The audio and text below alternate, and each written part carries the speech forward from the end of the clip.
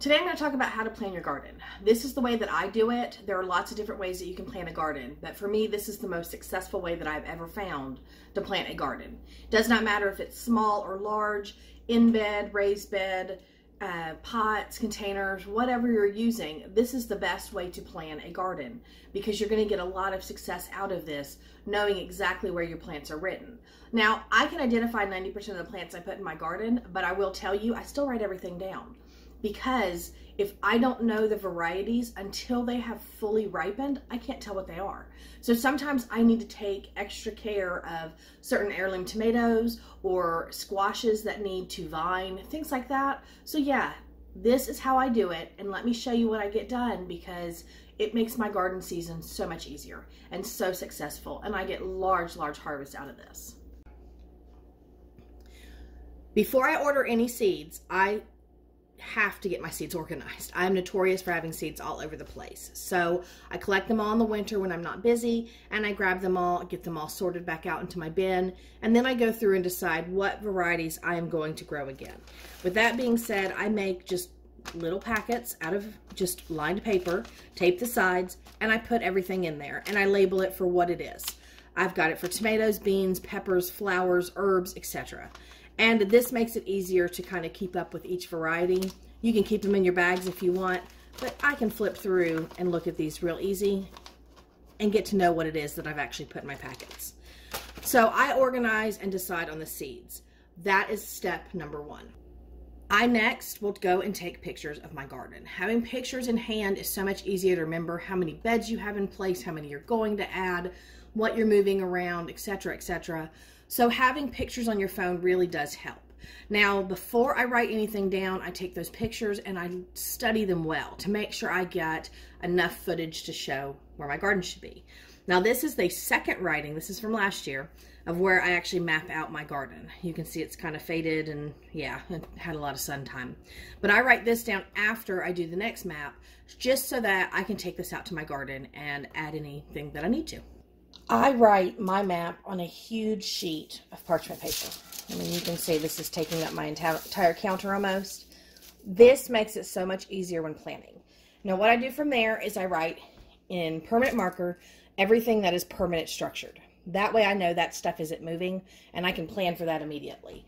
Then I go back with pencil and I write out lines where all my beds are. You can shape them into the rectangles and squares, whatever you want to do. That's perfectly fine. But all of my permanent structures are dark and all of my other stuff is light, just so I can change up when I need to. And if I decide I don't like to put this bed here because that's going to be a new bed, then I can change it around. But that's what I do with that.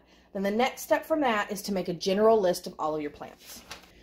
And that general list will just tell you what you can and cannot plant near it. So do a little bit of research. If you don't own books, you can just do some searching online. But plan out, like with tomatoes. They go well with basil, borage, carrots, lettuce, marigolds, dill, and peppers, but they don't like broccoli, cabbage, corn, kohlrabi, or potatoes. So on this list is everything that goes, and this list is everything that doesn't. So when I go to start planning out my tomato areas, I know not to put any of this around that. And that helps a lot. There are a lot of things that you can plant in between, like herbs, that will deter a lot of your pests. And a lot of your brassicas will actually attract more pests. So you want to keep those away from things that get pest riddled, like squash and tomatoes and peppers. Kohlrabi is the worst that you can grow. I found this out last year. It will hinder everything that you do. So kohlrabi, it has an enzyme in it that will actually stop and stunt the growth of other plants. So make sure you keep your kohlrabi to the side. But then I go through and I make a list of all of the varieties that I'm growing. So I have my tomatoes that are going to be here in beds, and then I have ones that will be put into containers, and then I have everything that's going to be going in the rows because my tomatoes are going to go on this side of the garden this year. So all of that's listed, and then I will write down some of the varieties, and then I'll also leave like an heirloom slicer because that's just for extra plants. And then I have to decide where I'm going to put a couple others, so I write those to the side. And that's what most of these are. But I will then go through and I'll decide which one is the most important, and I will do that times the amount of plants that I want to put in. And that way, as I know the length of all of these trellises that I'm building or have built, I know how many plants I can put on each one, and that just helps me keep in line to know where I'm going to be putting all of these. Now, before I write anything down, let me tell you the next step. So yes, after I've made a list of how many of everything that I want to put in, I do not write anything down yet. I'm just deciding, and then I go back and I decide what structures I'm putting in place, if I'm adding new stuff or moving. And as you can see, if you followed my garden last year, I'm actually moving more trellising over here and eliminating it from this side of the garden. So I go ahead and I make sure all that's planned out and everything is perfect. That way I have a better success rate to separate the plants that I need to. One of the most important things you need to do for your garden is the next step, and that's to follow your sun. You need to know where it is throughout the day to give the plants the best sunlight that it has. Plus, you don't want to plant things over here that are tall if it's going to shade out all the short stuff. And that way you get full sun on everything. So follow your sun patterns. I still haven't written anything down, and that makes a lot of sense because the next step's also important. If you are going to be saving seeds, you need to make sure that you isolate things far away from each other, or you leave things in the ground that need to have a second year for the seed to produce. Things like carrots and beets and most of your root crops will need a second year.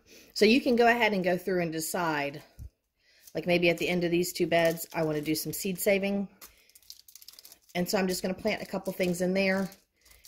And all those circles represent where I want to save seeds from. And then if I know I'm going to plant like zucchini on this row, I'll just put a little Z for now. Plus, it can be erased easily if you write in pencil.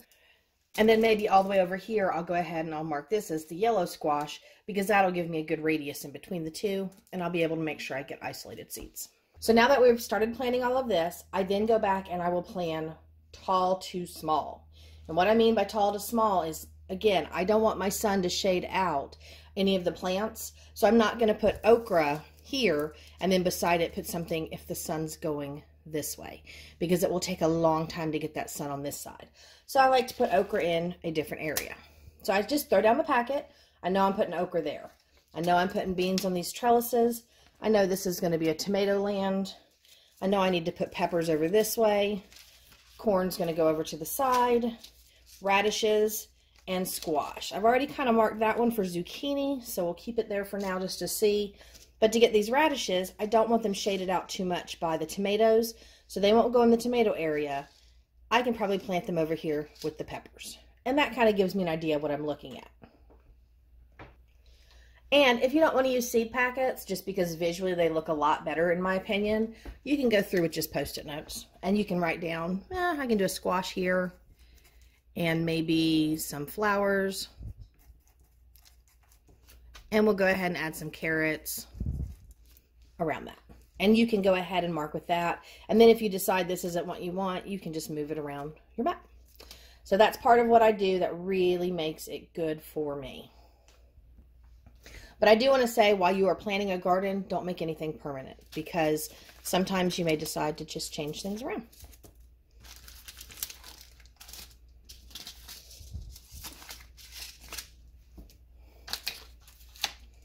And so anything that's done permanently, you're going to try to set by that map, but we all know we're going to run out to the garden, and as we put plants in, we're going to have extra plants. We'll need to fill spaces here and there. We're also going to go, oh, I didn't bring out the right bean. Well, I'll just put it there anyway. And that's where having a second map comes in handy. And that's why this map comes in handy, because you can see where I mark things out, where I try to write more, and I write down the numbers that I actually get into the ground. All right, and now that this is already started, the next step is to go ahead and just start marking on your map where you want to put things. And I'll decide that because this line is longer than this one, this bed will be new and big, I'll just go ahead and put my zucchinis there. And then I can just remove my seed packet. By setting my seed packet to the side, I know I've already decided a space on that. And then if I come through and I decide, okay, well, this back here might be better for zucchini, I can then change it. And if I haven't put a seed packet down, I know to switch it around. After I've gotten this filled out almost 100%, I can then transfer it to my small notebooks, and that can go out to the garden and I can make my changes there. Like I said, don't do anything permanent, because you're going to change your mind, you're going to get more seeds, you're going to have times that you run out and you bring the wrong seed packets, you're going to have times that you have more plants than you needed, and there's also going to be times where, maybe things aren't as successful. You want to grow 30 Tabasco plants, but maybe only 10 sprouted. So you're changing that up and you have space to add. So don't stick yourself to a plan 100% until you physically are putting things in to your garden. That's my opinion. That's how I always do it. And yes, I change things up all the time, and I can walk through and make a beautiful plan, and it's not the same. It never is. So I hope this helps you guys out. I think the most important things is to realize what seeds you have before you order, because seeds do eventually go bad, and you don't want to order things you already have, because then you're just doubling up and you can't use up 30,000 packets of the same bean. So make sure you do an inventory before you start ordering. Make sure you just kind of watch your sun. You're going to see as it moves over your garden and the ways that it's going to bring shade, not shade, and how those plants can be planted to correctly get the amount of sun on them. And then the other thing that I really, really, really love to do is just not put it down on paper until I decide. And so I use seed packets, and I use a packet of Post-it notes, and that way I can move things around, switch it, all that, and keep this out for a few days, because it is important to plant a garden correctly. I hope this helped you guys out. This is how I'm successful, and I get a lot of produce out of my garden this way, and it all plants and does exactly what I need, and I save tons of seeds, and everything works out the way that I want it to. So anyways, I will see you guys in the next one. Bye.